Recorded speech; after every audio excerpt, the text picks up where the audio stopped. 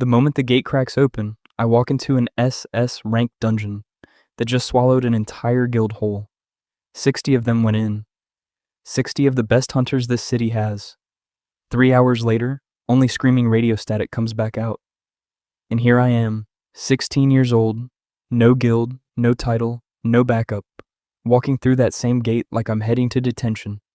Behind me, an SSS rank hunter's losing his mind. Get that kid out of there right now. Commander Adrian Cross is screaming at the gate officers, his voice cracking through the comms. He'll die in under a minute.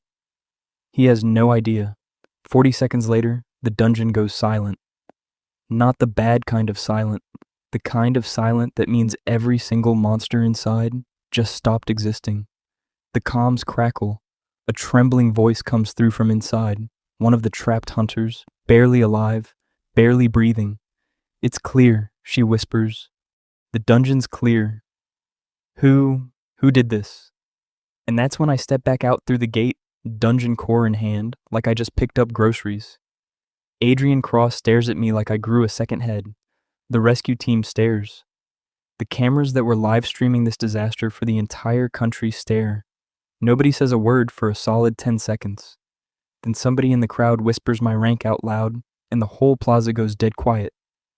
F rank, that's me.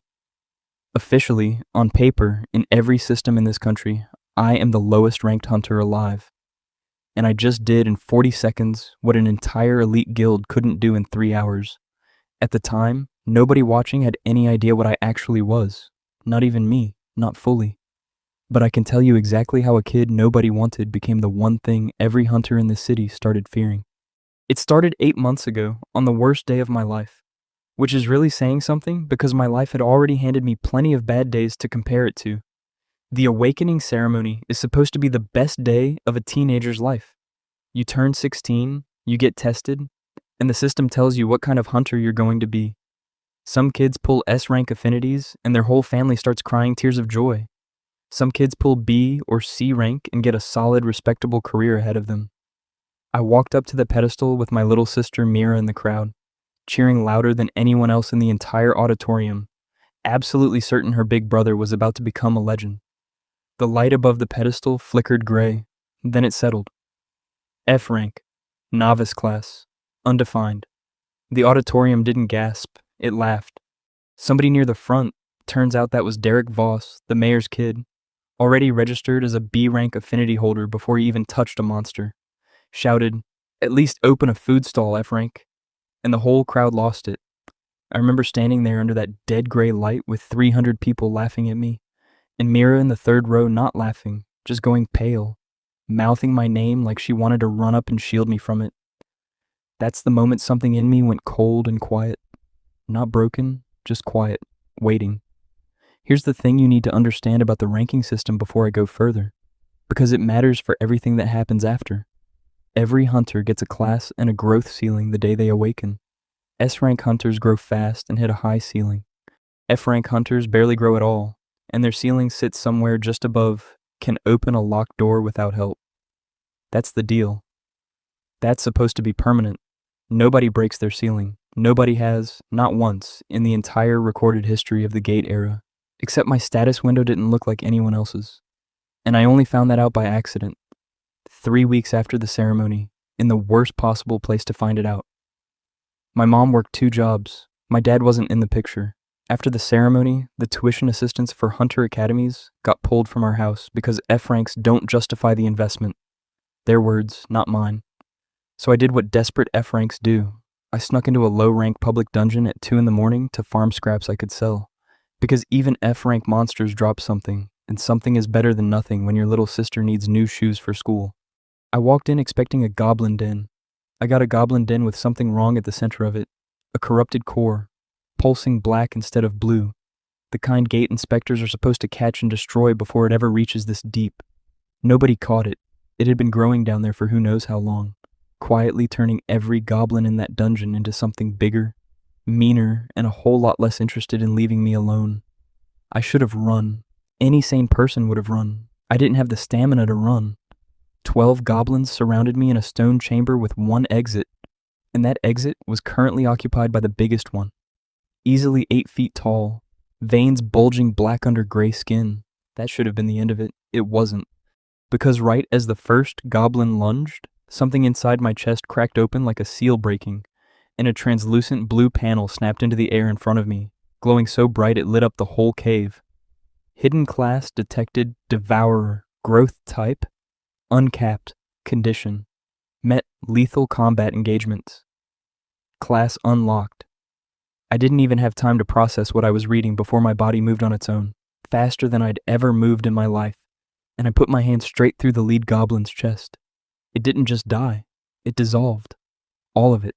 The whole 8-foot mass of corrupted monster collapsed inward and funneled directly into my open palm like water going down a drain, and I felt it. God, I felt it. Power flooding up my arm, into my chest, lighting up every nerve like electricity. Monster essence absorbed. Growth rate, Exhorn, no ceiling detected. 11 goblins left. I didn't feel fear anymore. I felt hungry. By the time I walked out of that dungeon 2 hours later, I wasn't the same kid who walked in. My status window, which used to show a flat gray F rank with numbers that hadn't moved in 3 weeks, now showed something that made absolutely no sense according to everything I'd been taught. Level 1 to level 34, in one night, in an F-rank dungeon that shouldn't have given a hunter more than 2 or 3 levels total. Here's the part I didn't understand yet, the part that would end up changing everything. Normal hunters gain experience. Devourers gain the monster itself, its raw essence, its stats, a fraction of its ability, folded directly into their own growth, and unlike every ranked class in this system, a devourer doesn't have a ceiling. There's no cap number waiting to slam the door on how strong I get. The only limit is how much I'm willing to fight and how much I can survive absorbing before it overwhelms me. I didn't tell anyone. Not my mom, not Mira, not a single soul. I just spent 3 weeks getting mocked for being the weakest hunter in the city's history. I wasn't about to hand that story a plot twist for free. I decided I'd get strong first, quietly, and let the results speak when I was ready. So I started hunting low-ranked dungeons at night. Alone. No guild, because no guild wants an F rank on their roster. And honestly, going solo suited me just fine. Every core I devoured pushed my numbers higher. Every kill made the next fight easier. Within a month, I was clearing E and D rank dungeons faster than licensed C rank teams, using nothing but a system that officially still labeled me as the weakest hunter alive. That contradiction is exactly what almost got me caught the first time. There's a rule in this city. Every dungeon clear gets logged automatically through the gate scanner, tagged with the registered hunter ID who did it. My clears were getting logged, and somebody at the Hunter Association started noticing an F rank ID clearing dungeons 3 tiers above what an F rank should physically survive. That somebody was Director Elena Voss, head of dungeon oversight, and yes, related to the mayor's son who laughed at me during the ceremony. Small world, and not in a good way. She called me into her office on a Tuesday after school, and I remember walking in, expecting to get my hunter license revoked for reckless activity. Instead, she slid a printed report across her desk, my clear times, my clear rate, a comparison chart against certified C-rank teams, and just stared at me for a long 10 seconds. "Explain this," she said, "because either your ID got stolen or the weakest hunter in this city's recorded history is outperforming certified professionals by a margin that shouldn't be mathematically possible." I could have lied. Part of me wanted to, but something about the way she said it, not mocking, just genuinely stunned, made me decide to take a risk. I opened my status window and turned it so she could see. She went pale. Then she stood up so fast her chair hit the wall behind her. "This class doesn't exist in any registry," she said. "Uncapped growth doesn't exist. We don't even have a category for uncapped growth because it's supposed to be theoretically impossible past S rank." "Well," I said, "somebody forgot to tell my status window that." She didn't laugh. If anything, she looked afraid, though at the time I assumed it was fear of me being some kind of mistake in the system rather than fear of what I might become. I understand now it was both. She made me a deal that day. Keep training quietly, keep it off the official record for now, and report directly to her instead of going through normal registration channels. Because if word got out that an F rank had an uncapped growth class, every guild in the country would try to recruit me, control me, or worse. I agreed. What choice did I have? I just wanted to get strong enough that nobody could laugh at me again. For the next 4 months, that arrangement worked. I cleared dungeons quietly under Director Voss's radar clearance. My level climbed past anything an F rank should ever reach.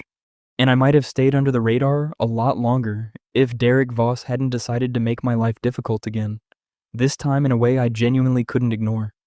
Derek had grown into exactly the kind of hunter his ceremony day arrogance promised. B rank affinity, expensive gear, a small crew of hangers-on who laughed at every joke he made whether or not it was funny. He'd never let go of the ceremony moment. Every time he saw me in the hallway at school, he'd bring it up. How's the food stall business, F rank? Every single time, for 8 months. I could have ignored it forever. What actually broke that pattern was Mira. My little sister had started getting picked on too, purely because she was my sister. Purely because Derek's crew thought it was hilarious to remind an entire cafeteria that the weakest hunter in the city had a little sister who probably wasn't much better.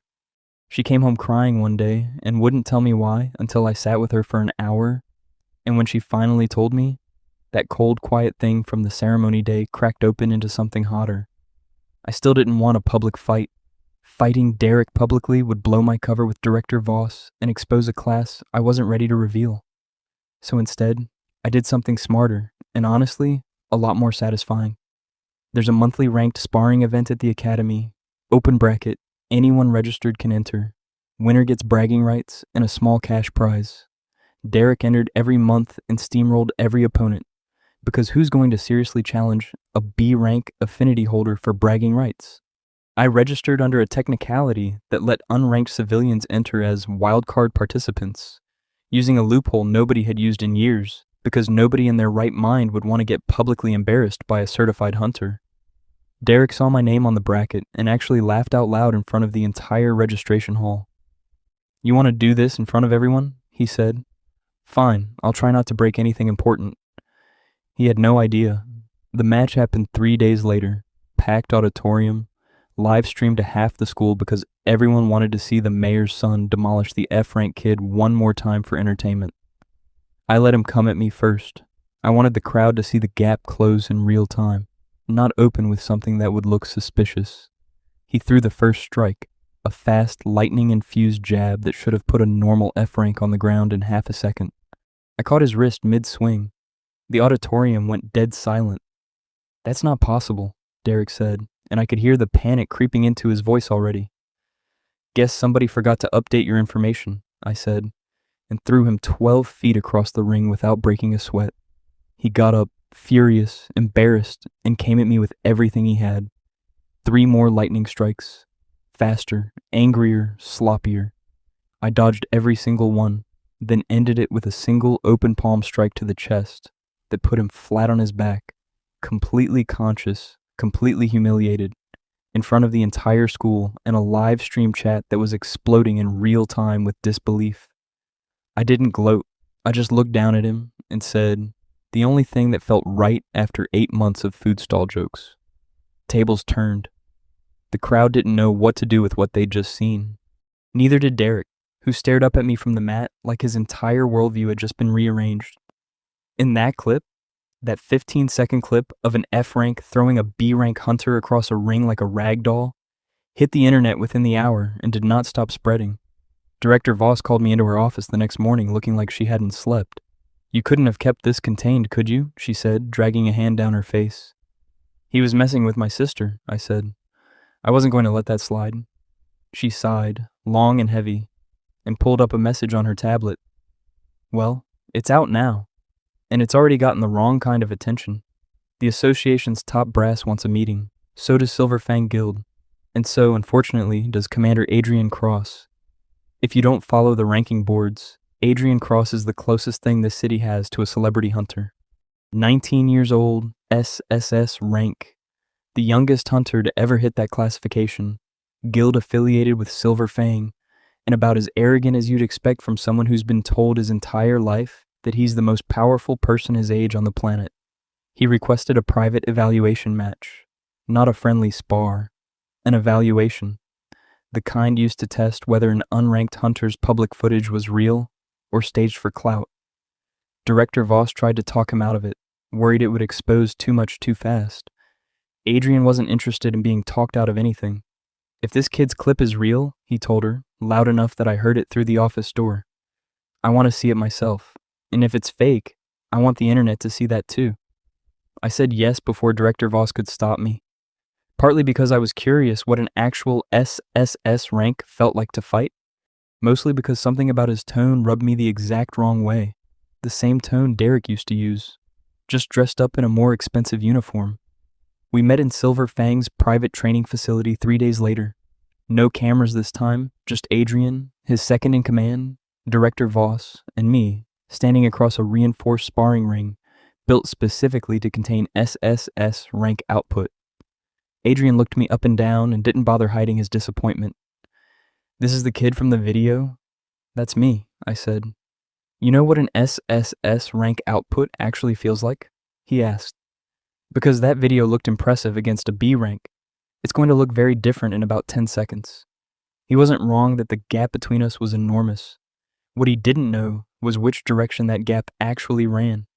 The match started, and for the first 3 seconds, I let him think he was right. His opening strike hit like a truck, actual concussive force rippling the air around his fist, and I took it head on just to gauge the weight of it. It hurt, a lot, but I was still standing, and the look on his face when he realized it told me everything about how badly he'd underestimated this. Impossible, he muttered. You keep using that word, I said. People keep being wrong about it. The second exchange, I stopped playing defense. I don't think Adrian had been pushed in a real fight in years. SSS rank hunters mostly spar with each other in controlled, scripted sessions designed to avoid actual injury to national assets. He wasn't ready for someone who fought like every fight might be his last, because for 8 months, in dungeons no one else knew I was clearing. That's exactly what I'd been training like. I closed the distance faster than his enhanced reflexes could track, got inside his guard, and put him on the ground with a single sweep and a follow-up strike that stopped an inch from his throat. Not to hurt him, just to make the point unmistakably clear. The room went silent, the same kind of silent that had happened in the auditorium during the Derek match. Except this time, it was an SSS rank hunter and his own second-in-command staring at me like the sky had just changed color. What rank did you say you were? Adrian asked, still on the ground. Voice hollow. F, I said. Officially. That's not possible. It's really starting to feel like your favorite word, I said. Might want to update it. Director Voss stepped in fast, pulling me aside before Adrian's shock turned into something more dangerous, like obsession or resentment, both of which I would eventually learn he was fully capable of. She'd wanted this evaluation contained quietly, proof enough to satisfy Silver Fang without exposing the full scope of what I could do. That plan lasted exactly 4 days. Because 4 days later, an S-rank dungeon in the industrial district went unstable ahead of schedule, and Silver Fang's main raid team, 60 certified hunters, Adrian included, got sent in to contain it before it could breach into the city. And 3 hours in, their comms went dark. That's the gate you saw me walk into at the start of all this. That's the 40 seconds that changed how this entire city looked at me. And once I stepped back out holding that dungeon core, with 60 hunters alive behind me who shouldn't have been, the quiet arrangement I'd had with Director Voss was over for good. What none of us knew yet, not me, not Adrian, not Director Voss standing there in stunned silence, was that the corrupted core buried at the center of the dungeon wasn't random. It carried the exact same corruption signature as the one I'd absorbed 8 months earlier in that goblin den. Someone had been planting these things, someone had been watching, and the message that came through Director Voss's tablet 20 minutes after I walked out of that gate made it very clear that my 40 seconds in the spotlight had just put a target on my back that I hadn't even known existed. Association Emergency Council, she read out loud, hands shaking slightly. They want you in for questioning, tonight. And they're not the only ones who noticed. I should have felt afraid. Instead, for the first time since that gray light flickered over my head at the ceremony, I felt something closer to ready. Because whatever came through that emergency council door, whatever guild, whatever hidden enemy had been quietly corrupting dungeon cores across this city for months, they were about to find out exactly what happens when you underestimate the one hunter the system never learned how to cap. And that was only the beginning. The emergency council chamber wasn't what I expected.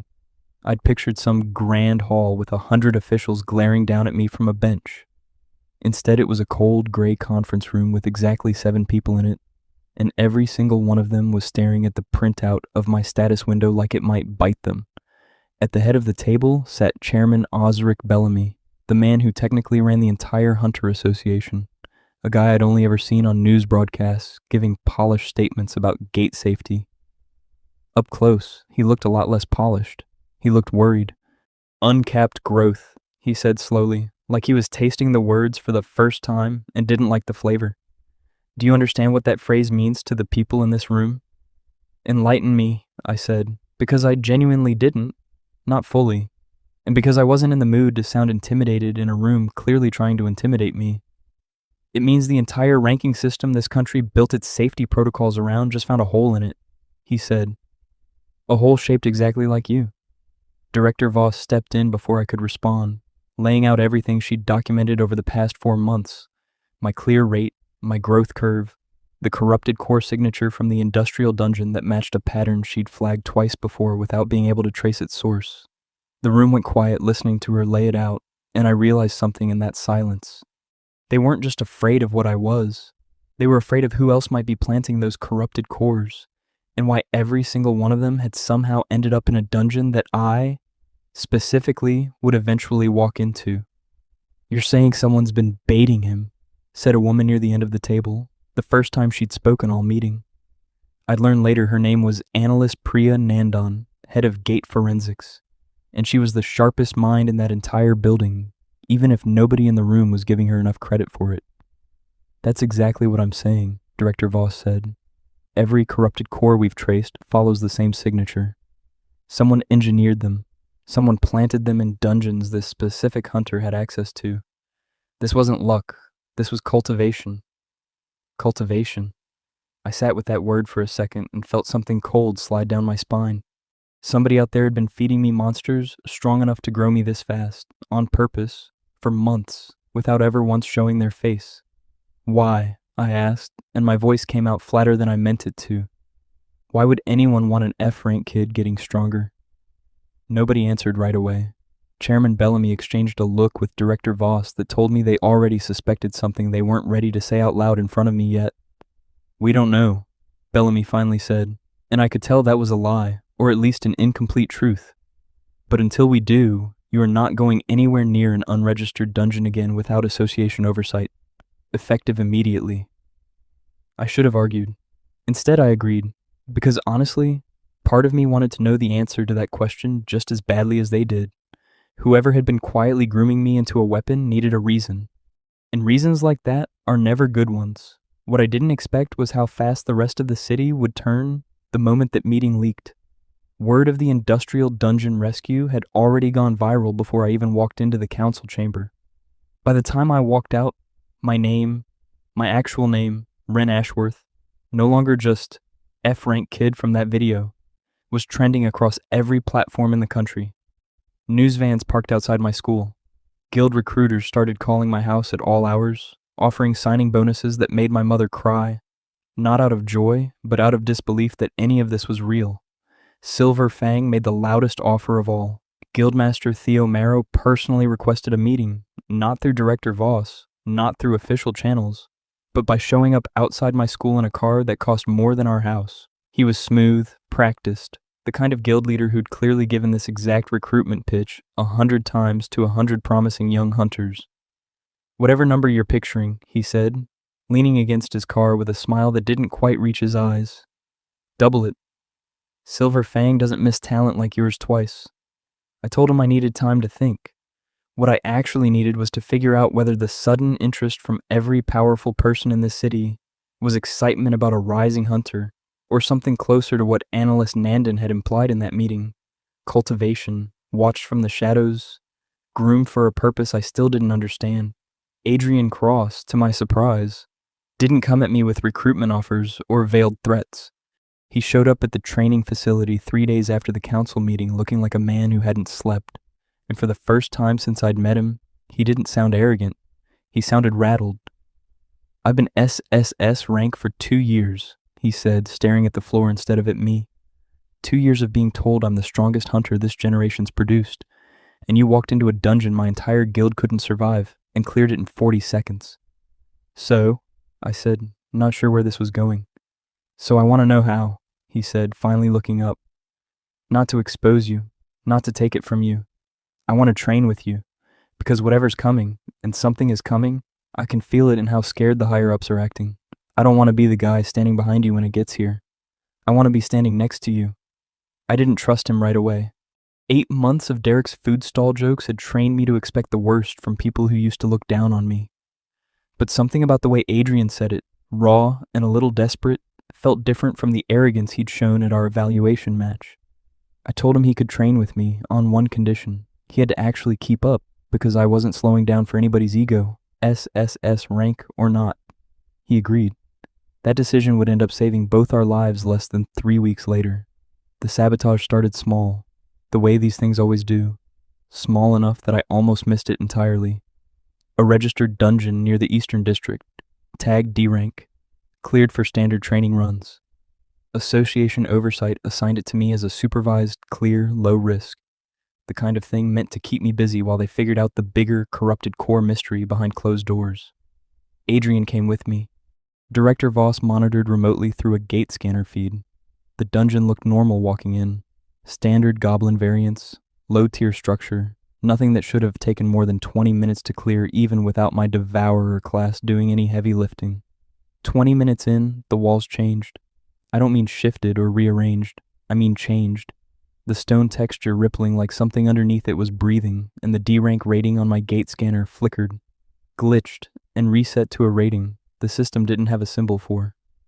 Ren, Adrian said, voice tight. This isn't a D-rank dungeon anymore. I noticed, I said, watching the walls keep rippling. Then the trap sealed shut behind us. Not a monster.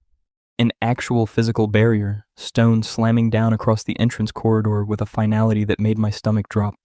And Director Voss's voice crackled through our comms, panicked in a way I'd never heard from her before.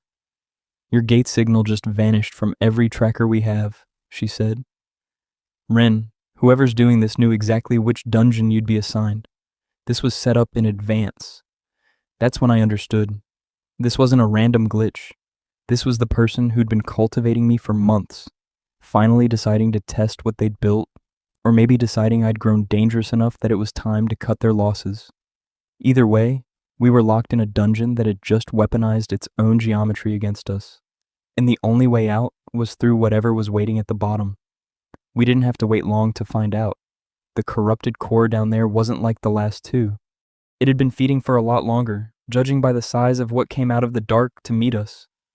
A monster easily 20 feet tall, built out of fused goblin corpses stitched together by black corrupted energy.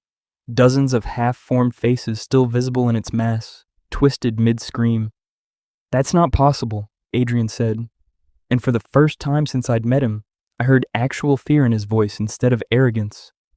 You really need a new word, I said, though honestly my heart was pounding just as hard as his. Whatever cultivated this thing had done it on purpose, specifically for us, and that meant whoever was behind this wanted one of two outcomes.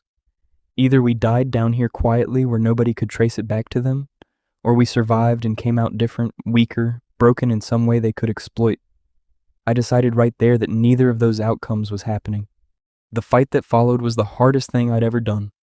The fused monster didn't fight like a goblin, didn't fight like anything with a single mind. Every stitched together piece of it moved independently, dozens of clawed limbs lashing out from every angle at once, and it took everything Adrian and I had just to stay alive in the opening exchange.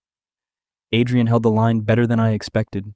His SSS rank output finally showed what 2 years of that ranking actually meant. Lightning-fast strikes carving through limb after limb, even as they regrew, buying me the openings I needed to get close enough to land a real hit. We fell into a rhythm without ever discussing it. He'd draw its attention. I'd punish the opening over and over, the monster's mass slowly shrinking under the combined pressure. Then it changed tactics, and things got a lot worse. The stitched faces across its body started screaming in unison, a sound that hit something deeper than my ears, and Adrian dropped to his knees mid-fight, hands over his head, completely overwhelmed by whatever that scream had done to him. "Adrian!" I shouted, but he wasn't answering. The monster's central mass turned toward him, sensing the opening. 20 feet of corrupted muscle and claw closing in on a hunter who couldn't even lift his head. I had no choice. I threw myself between them, took the full weight of its strike across my chest, and felt something crack that definitely shouldn't have cracked. Pain exploded through me so completely that for a second the whole dungeon went white at the edges of my vision. But I stayed standing. Barely. And that was enough. Because pain, for a devourer, isn't just pain. It's fuel. Lethal threshold approached. Growth trigger, survival instinct. Emergency absorption protocol activated. I felt the system tear something open inside me, some deeper layer of the class I hadn't touched yet, and the pain in my chest turned into something else entirely. A hunger so sharp it scared me almost as much as the monster in front of me did. I grabbed the nearest clawed limb with both hands before it could pull back for a second strike, and instead of dodging, instead of retreating, I pulled. The monster screamed as I ripped a piece of its mass away and felt it dissolve straight into my palm, essence flooding up my arm exactly like that very first goblin 8 months ago, except this time, it didn't stop at one limb. I kept pulling, kept absorbing, faster than the thing could regenerate, faster than it could even process what was happening to it. Monster essence absorbed. Mass quantity. Growth rate times 14. New skill unlocked. Corruption purge. By the time Adrian's head cleared enough for him to see straight again, the 20-foot monster that had been screaming through dozens of stitched faces was down to the size of a dog, shrinking with every second, and I was standing over what was left of it with more raw power humming through my body than I'd ever felt in my life. "What?" Adrian said, staring at me from the ground. "Did you just do?" "Grew up," I said, and finished it. The stone barrier at the entrance shattered on its own the second the corrupted core died, like the dungeon itself had been holding its breath and finally let go. Director Voss's voice flooded back through the comms, half relief, half panic, demanding we get out and get to medical immediately. Adrian didn't argue. Neither did I, though the crack in my chest had already started healing faster than any injury should, another side effect of whatever that emergency protocol had just unlocked. Walking out of that dungeon, both of us bloodied, both of us alive against odds that shouldn't have let us be, I finally understood something Director Voss and the Council had been too afraid to say out loud in that meeting. Someone with serious resources, enough to plant corrupted cores in specific dungeons, enough to reroute my supervised assignment without tripping any alarms, had just tried to kill me and Adrian both, and they'd failed. And now they knew exactly how dangerous I'd become the moment I stopped holding back. That should have made them back off. It didn't. 3 weeks later, Silver Fang's entire main raid force, the same 60 hunters I'd pulled out of that industrial dungeon disaster, got sent into what the association was calling the largest gate breach in the city's recorded history. An S-rank dungeon that had been stable for 2 years suddenly spiked without warning, its rating climbing in real time on every scanner in the district, until the readings maxed out entirely, past SS, into a classification the system had never needed a symbol for until that exact moment. I watched the emergency broadcast from Director Voss's office, along with half the association staff crowded around the same screen, as Silver Fang's raid team went in anyway, because 60 hunters trapped or not, the alternative was letting whatever was down there breach directly into a residential district. 40 minutes in, the feed from their lead scout cut to static. An hour in, half their comms had gone dark. 90 minutes in, Guildmaster Theomero's own voice came through what was left of the network, and it wasn't the smooth recruitment pitch I'd heard outside my school. It was raw, desperate, a man watching his people die faster than he could pull them back. "We need immediate reinforcement," he said, voice cracking through the static. "We are not equipped for what's down here. Repeat, we are not equipped." The feed cut out entirely. Director Voss turned to me before I'd even finished processing what I'd just heard, and for the first time since I'd met her, she didn't hesitate, didn't weigh policy, didn't mention association protocol. "Go," she said. "Whatever's down there, you're the only one who might actually be able to stop it." I didn't need to be told twice. Adrian was already suited up by the time I reached the gate, having heard the same broadcast, and this time neither of us said a word about who was leading. We both knew. We ran the last stretch to the gate side by side, and the officers there barely had time to clear a path before we hit the entrance at a dead sprint. What waited on the other side was worse than anything either of us had braced for. The dungeon had transformed into something almost unrecognizable from a standard S-rank layout, massive black spires jutting from a cracked stone floor, the air itself thick with a pressure that made breathing feel like wading through water, and scattered across the wreckage. Dozens of silver fang hunters, some unconscious, some barely conscious, all of them pinned down by monsters that shouldn't have existed at any registered rank. At the center of it all stood something that made even Adrian go still beside me. A colossal figure built from corrupted core energy given full form, easily 40 feet tall, its surface constantly shifting between dozens of monster shapes. Like it hadn't decided what it wanted to be yet, cores embedded across its body glowing black instead of blue.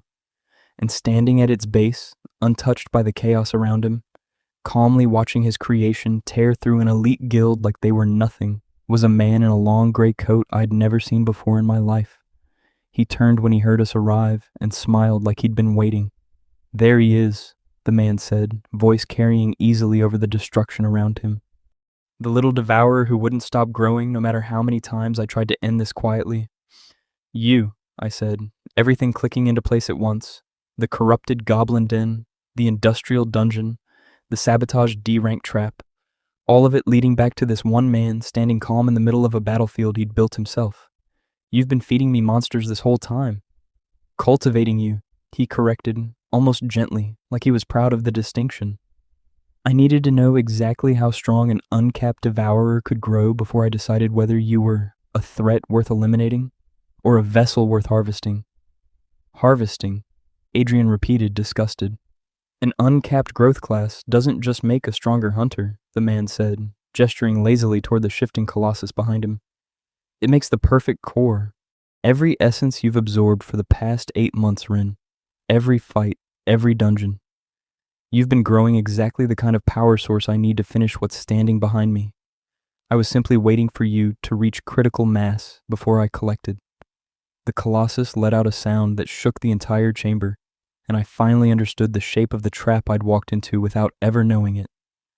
Every corrupted core, every engineered dungeon, every coincidence that had shaped my last 8 months had been building toward this exact moment, not to kill me, but to lure me here, strong enough to be worth taking. He picked the wrong person to farm.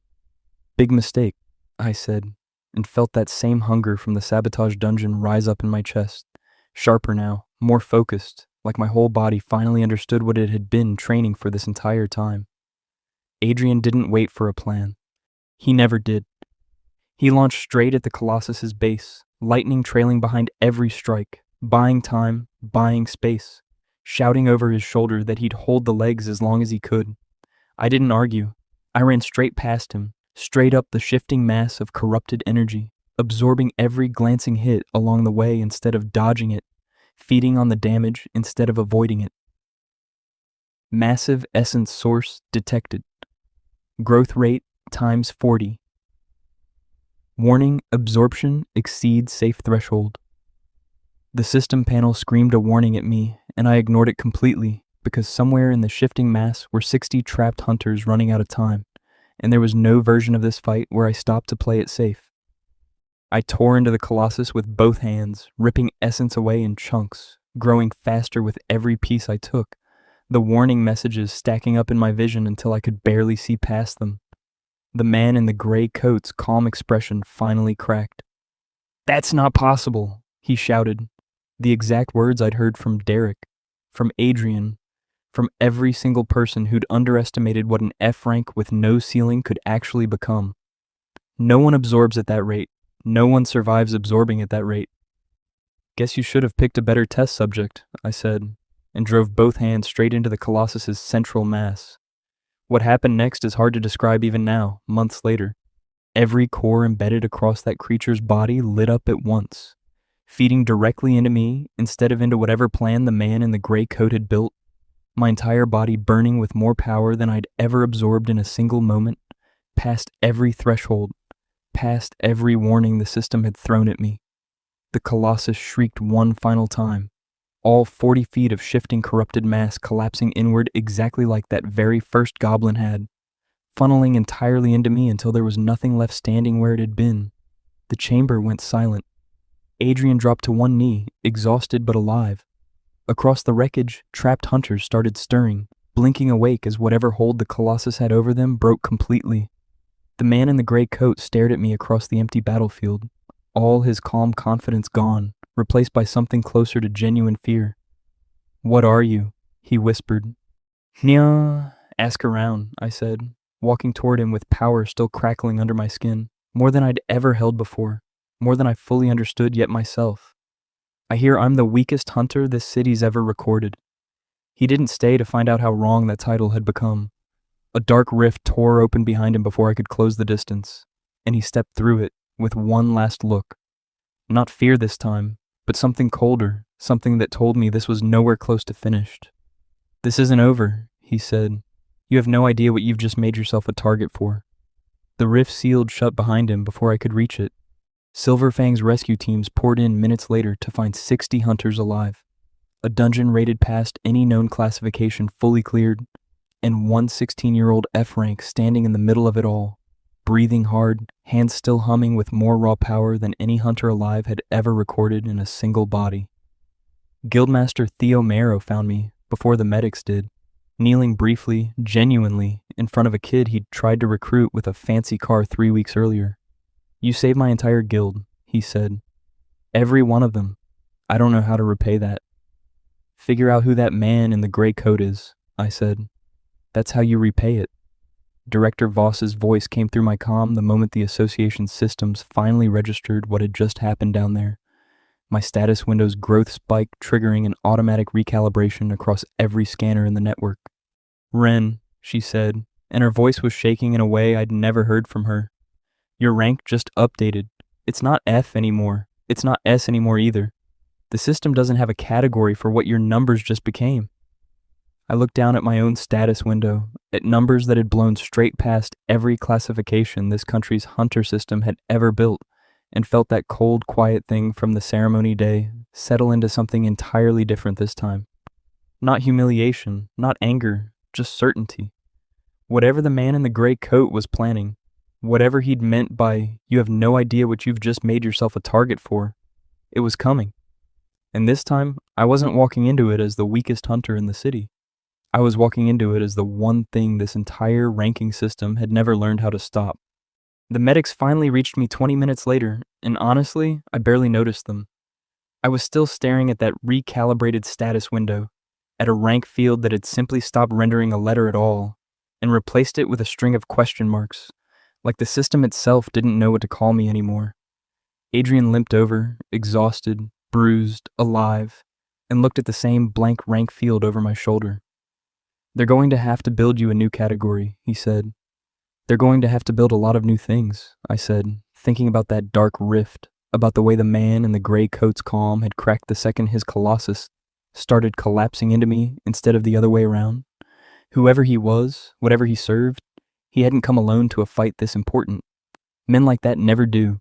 Mira was waiting outside the gate when the rescue convoy finally rolled back into the plaza, pushing past 2 officers who tried to hold the crowd line. And she didn't care that I was covered in dust and dried blood and whatever was left of a corrupted Colossus's residue. She just hugged me hard enough to hurt, and for the first time since that gray light flickered over my head at the ceremony, I let myself actually feel it. Not the power, not the growth, just relief that the people I cared about were still standing on the other side of all this. "You're an idiot," she said into my shoulder. "You could have died." "Probably," I admitted. "But I didn't." Director Voss caught up to us a few minutes later, tablet in hand, expression somewhere between relief and dread. She didn't waste time on pleasantries. "The council's already convening an emergency session," she said. "Word of what happened down there is spreading faster than we can contain it, and that's before we even get to explaining a rank field that broke the entire classification system. You're not going to have the luxury of staying quiet anymore, Ren, not after tonight." "I wasn't planning on staying quiet," I said, and meant it. 8 months of hiding, of clearing dungeons in the dark so nobody would ask questions, of letting people underestimate me because it was safer than the alternative. That version of me had walked into that dungeon a few hours ago, and hadn't walked back out. Whatever I was now, whatever the system decided to call it, I wasn't interested in shrinking back down to fit inside a label labeled F ever again. The man in the gray coat's final words kept replaying in my head the whole ride back. That cold certainty in his voice, the complete absence of fear once he stepped through that rift, like he already knew something none of us did yet. He hadn't looked like someone retreating from a loss. He'd looked like someone recalculating. 3 days later, while I was still recovering, still adjusting to a body that now ran hotter, faster, hungrier than it ever had before, Director Voss showed up at my door personally instead of calling. That alone told me something was wrong before she said a single word. "We traced part of the rift signature," she said, sliding a tablet toward me with hands that weren't quite steady. "It doesn't match anything from this region. Whoever that man works for, they're not local. And the energy pattern he left behind matches something in our oldest sealed records, something we haven't seen active in over 200 years. I stared at the tablet, at a map covered in old red warning markers I'd never been shown before, spreading across an entire continent I didn't even know had active gates. "What is it?" I asked, already knowing I wasn't going to like the answer. "We don't have a name for it anymore," she said quietly. "Just a warning. And as of 3 days ago, it's active again."